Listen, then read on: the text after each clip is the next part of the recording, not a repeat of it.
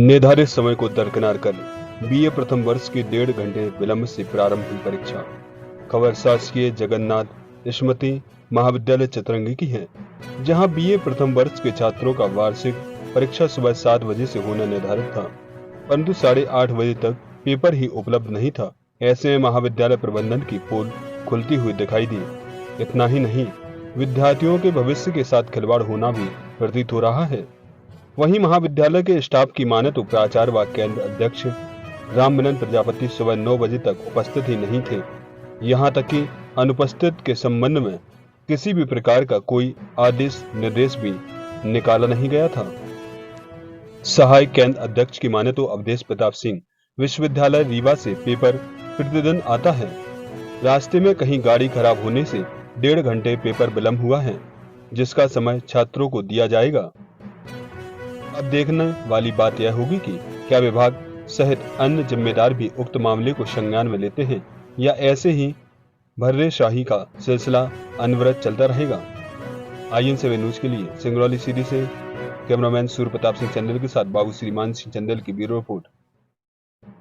Second पाली में 11 बजे से पेपर है और सुबह का पेपर लेट है, तो आप इसको कैसे मैनेज करेंगे, क्योंकि ऑलरेडी लेट है। कि सुबह में जो निर्धारित समय सारणी के अनुसार बच्चों का मतलब टाइम टेबल के अनुसार जो परीक्षाएं थी, उनमें अगर पेपर विलम्ब हुआ किसी कारणवश तो उसके लिए बच्चों को अतिरिक्त समय दिया जाएगा। उनका मतलब कवर हो समय, उसके लिए महाविद्यालय प्रबंधन देगा। नहीं, सेकंड पाली की जहाँ बात है, सेकंड पाली हमारे पेपर उपलब्ध हो गए, लेकिन टाइम मैनेजमेंट कैसे होगा?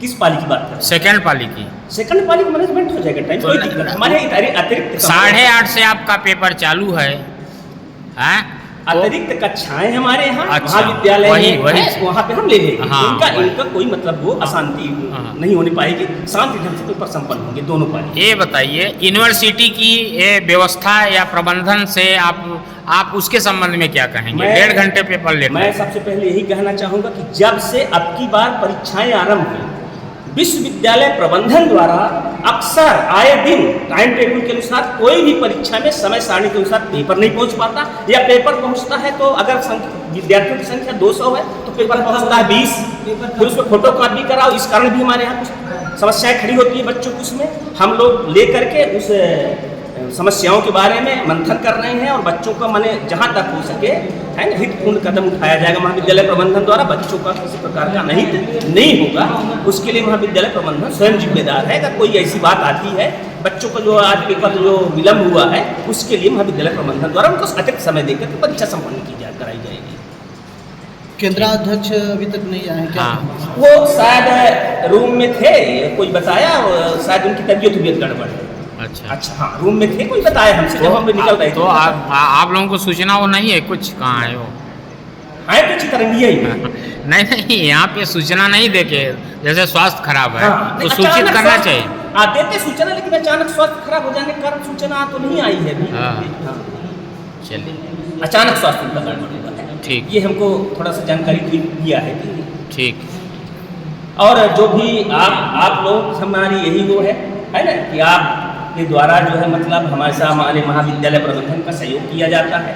जो भी होता है आप लोग बिल्कुल भरसक प्रयास करके महाविद्यालय को नित्य 9 दिन आगे की ओर बढ़ा रहे हैं। हमेशा सहयोग अपेक्षित रहा। मैं आपसे यही कहूँगा, जो भी महाविद्यालय प्रबंधन है, अगर यहाँ पे कोई कमी आ रही है उसकी भी अनुमति दी जाएगी, ऐसी कोई दिक्कत नहीं। ठीक, आज हम शासकीय जगन्नाथ सिंह स्मृति कॉलेज चितरंगी में हैं और हमारे बीच में है सहायक केंद्राध्यक्ष। क्या नाम होगा सर? मेरा चमसारी। अच्छा सर, ये आज महाविद्यालय में किन किन विषयों का और किन किन क्लास का पेपर था? BA फर्स्ट ईयर, हाँ, BSc और BCom फर्स्ट ईयर। ये कितने बजे से पेपर होना था? ये पेपर होना था 7 बजे से। 7 बजे से 7 से 10। तो ये पेपर जो है विलम्ब क्यों हुआ? 8:30 बजे पेपर, गाड़ी कब आई है पेपर की?